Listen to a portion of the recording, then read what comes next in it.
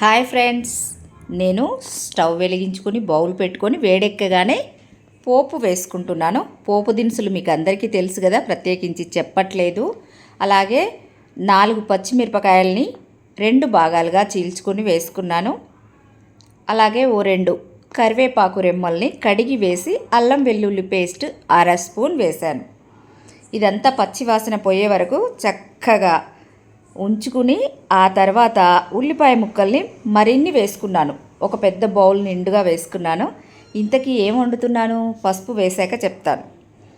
చక్కగా కుక్ అయిపోతాయి. ఒక 80% కుక్ అవ్వాలి. లిడ్ పెట్టేశాను. ఎంత తొందరగా అంటే అంత తొందరగా అవుతుంది. జస్ట్ 5 మినిట్స్లో అయ్యే కర్రీ. చూసారా, వావ్, స్మెల్ అయితే అదిరిపోయింది. ఏంటి ఇది? చింత చిగురు. ముందుగా నీట్గా కడిగి పెట్టుకున్న చింత చిగురు అనమాట. చింత చిగురు ఉల్లిగడ్డలు కలిపి వండుతున్నాను. ఉప్పు కూడా వేసాను, మీరు గమనించవచ్చు.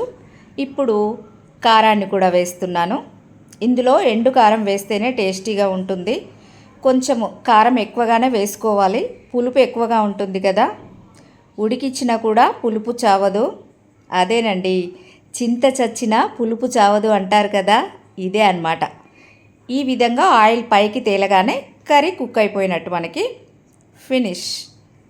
ఇంకా స్టవ్ ఆఫ్ చేసుకొని ఒక బౌల్లోకి తీసుకొని సర్వ్ చేసుకోవడమే.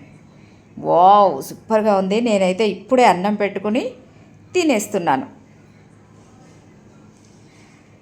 వేడి వేడిగా కర్రీ అన్నం టేస్టీగా ఉంటుంది. మీరు ట్రై చేయండి.